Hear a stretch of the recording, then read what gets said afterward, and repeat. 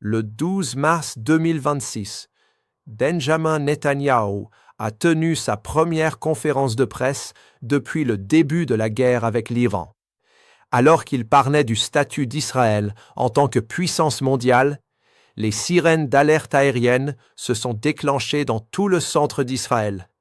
Même pendant qu'il s'exprimait, l'armée israélienne a confirmé qu'une nouvelle vague de missiles avait été lancée depuis l'Iran, le 6e tir de la journée. Cela faisait 13 jours que la guerre avait commencé. Plus de 6000 cibles avaient été touchées et plus de 11 milliards de dollars avaient été dépensés rien que la première semaine. Pourtant, l'Iran continuait de lancer des missiles balistiques sur Israël. Netanyahou a essayé de paraître fort. Il a parlé d'écraser le régime iranien et de destituer ses dirigeants. Mais au milieu de cette conférence de presse, il a admis quelque chose qui contredisait ce qu'Israël et les États-Unis avaient dit depuis le début des combats. Et une fois que vous l'entendez, cette guerre prend un tout autre visage. Au cours de la première semaine, l'armée israélienne a affirmé avoir détruit 300 lanceurs de missiles iraniens, déclarant que les attaques de domicile de l'Iran avaient diminué de 70%. Les responsables ont dit au public qu'environ les 3/4 de la capacité de lancement de l'Iran avaient été détruits. Le message était clair. Force écrasante, mission presque accomplie. L'Iran à genoux.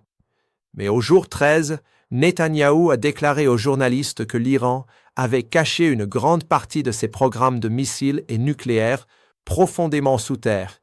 Il a averti que si Israël n'avait pas agi à ce moment-là, ses armes auraient pu devenir intouchables. Le mot qu'il a utilisé était immune et crucial. Ce n'est pas un dirigeant qui parle d'un ennemi qu'il a vaincu. C'est un dirigeant qui explique pourquoi l'ennemi continue de riposter. Il disait au public que la campagne avait des limites. Il restait encore des cibles que Israël et ses alliés ne pouvaient pas atteindre. Les journalistes couvrant l'événement ont immédiatement remarqué cela, notant le contraste avec les messages optimistes qu'Israël envoyait depuis les premières frappes, et les missiles continuaient de tomber. Le même jour, le 12 mars, l'Iran a lancé 6 vagues distinctes de missiles balistiques sur Israël. En même temps, le Hezbollah a tiré plus de 200 roquettes depuis le Liban dans ce que l'armée israélienne a qualifié d'attaque coordonnée. Un missile a touché une maison à Aniel et une roquette a frappé une maison à Beina, blessant des civils. Les écoles à travers Israël sont restées fermées. 2 semaines après le début de la guerre, le pays était toujours en état d'urgence nationale. Ce conflit devait être rapide et décisif. Netanyahou avait même déclaré à Fox News dès le 4e jour qu'il serait terminé rapidement, mais ce n'était pas le cas. La frappe la plus meurtrière a eu lieu quelques jours plus tôt à Beth-Shemesh, à environ 30 km de Jérusalem. Balistique iranien a frappé un abri à l'intérieur d'une synagogue, tuant 9 civils et en blessant des dizaines d'autres. Israël a tiré 2 intercepteurs, mais les 2 ont échoué, ce qui inquiète les experts en défense. Les sirènes à Beth-Shemesh ne se sont pas déclenchées à temps, donnant aux résidents moins de 90 secondes d'alerte standard. Les missiles iraniens peuvent atteindre Israël en environ 10 minutes. La protection civile dépend des alertes précoces, du bon fonctionnement des sirènes et de l'efficacité des intercepteurs. Quand les 3 échouent, les abris deviennent des pièges et non des zones de sécurité. Restez attentifs, car ce que Netanyahou a admis ensuite sur le régime iranien contredit directement ce que les services de renseignement américains affirment, et cela pourrait être la partie la plus dangereuse de cette guerre. Lors de la conférence de presse, Netanyahou a déclaré que l'un de ses principaux objectifs était de créer les conditions pour que le peuple iranien renverse son gouvernement. Mais lorsqu'on lui a demandé s'il pouvait garantir cela, il a répondu qu'il ne le pouvait pas. L'armée seule ne pouvait pas atteindre cet objectif politique. Il avait besoin que le peuple iranien se soulève.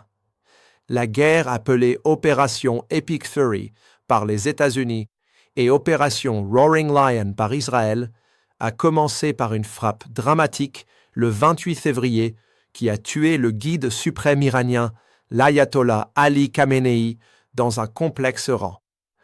Des milliards ont été dépensés, des milliers de sorties ont été effectuées.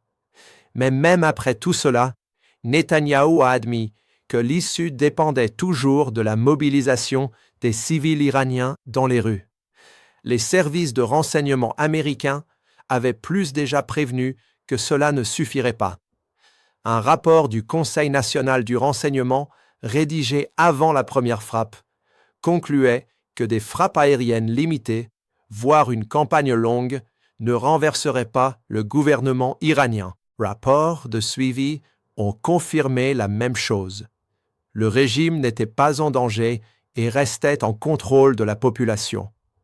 Même un haut responsable israélien a admis en privé qu'il n'y avait aucune certitude que la guerre ferait tomber le gouvernement clérical iranien.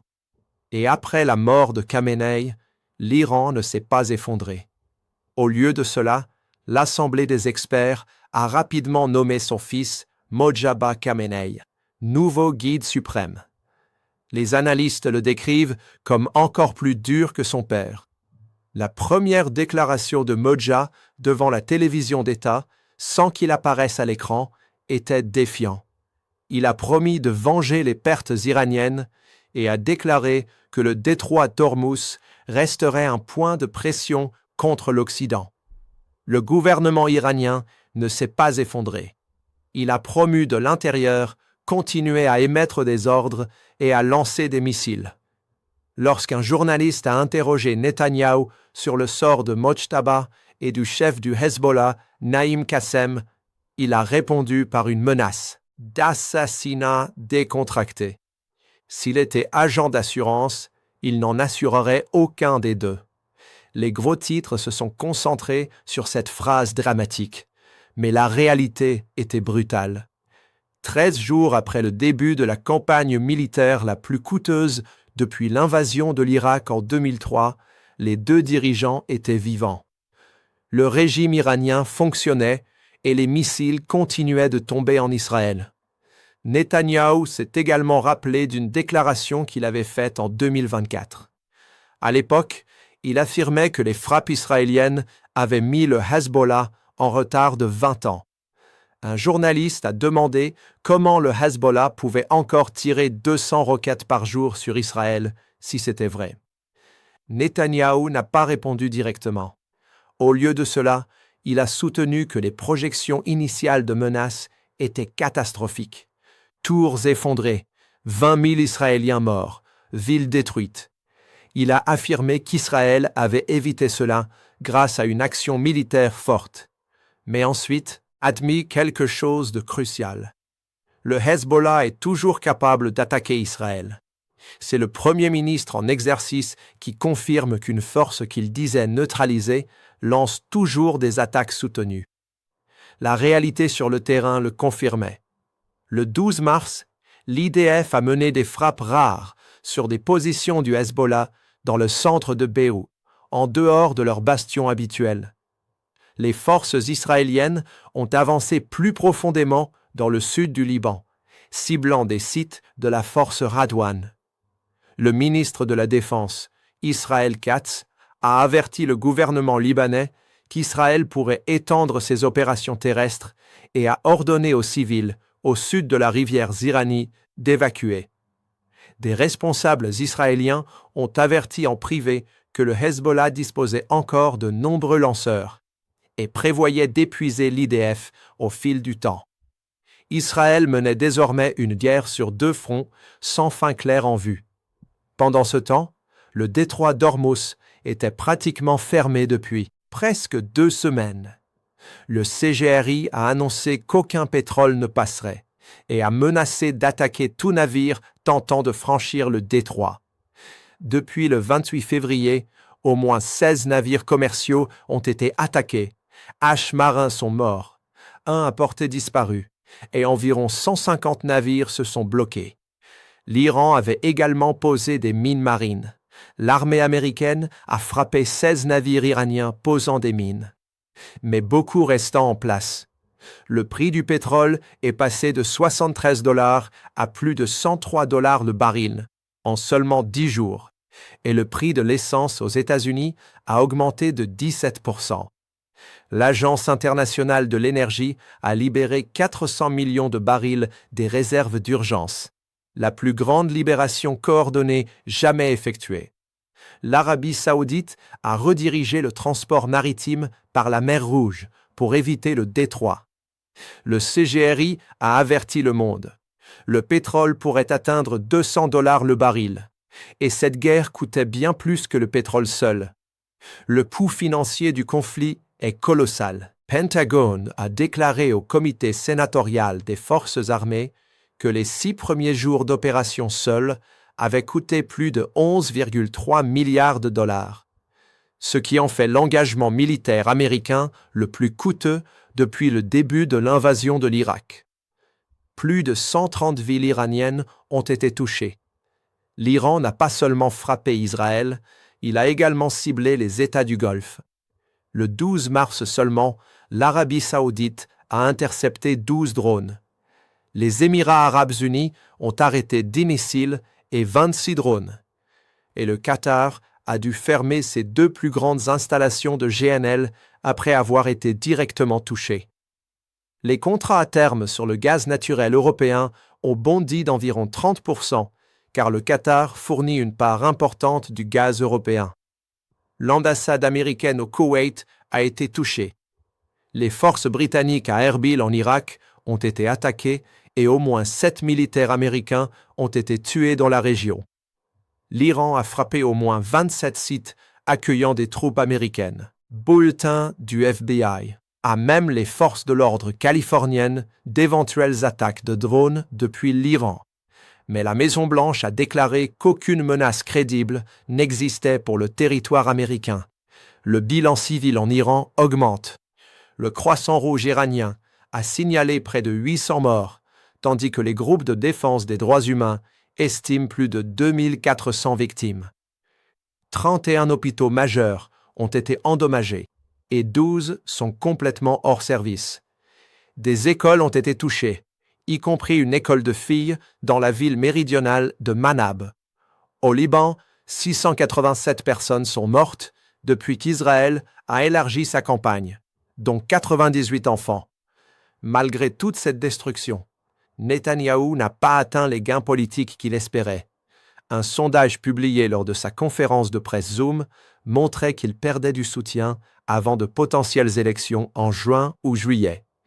Son procès pour corruption se poursuit et sa demande de grâce a été rejetée. Critiqué, le président israélien Isaac Herzog, le qualifiant de faible, mais Netanyahou n'a pas répondu à la caméra. Il a affirmé que leur relation était forte et qu'ils parlaient quotidiennement. Cependant, Trump veut que la guerre se termine rapidement, tandis que Netanyahou a besoin qu'elle dure assez longtemps pour renforcer sa position politique. Leur calendrier stratégique est centré sur ce différend, et plus cet écart s'allonge, plus il devient difficile de définir à quoi ressemble une victoire. Voici la réalité. 13 jours après le début de la guerre, l'Iran continue de tirer des missiles balistiques sur Israël. Netanyahou a admis qu'il ne pouvait garantir un changement de régime. Les services de renseignement américains confirment que le gouvernement iranien reste stable et n'est pas en danger. Mojtaba Khamenei dirige le pays et donne des ordres depuis sa cachette. Le détroit d'Ormuz reste fermé.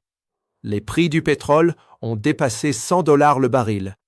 L'Agence internationale de l'énergie a libéré 400 millions de barils pour tenter de stabiliser le marché. Le Hezbollah tire environ 200 roquettes par jour depuis le Liban.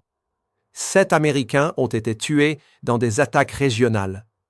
Plus de 11 milliards de $ ont été dépensés en moins d'une semaine, faisant de ce conflit l'un des plus coûteux de l'histoire récente des États-Unis. Malgré l'énorme effort militaire, le résultat reste incertain. Les missiles continuent de tomber. Le gouvernement athée reste au pouvoir et aucune fin claire n'est en vue. La conférence de presse Zoom de Netanyahou, destinée à montrer sa confiance, a mis en évidence le chaos persistant de la situation.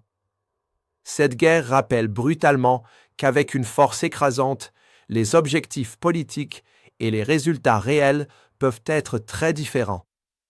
Si vous suivez ce conflit, je veux connaître votre avis. Selon vous, qui gagne cette guerre? Pensez-vous qu'elle est hors de contrôle? Partagez vos réflexions dans les commentaires et n'oubliez pas, abonnez-vous et aimez la vidéo pour rester informé de ces développements. Cliquez sur la vidéo à l'écran pour regarder la suivante. On se retrouve là-bas.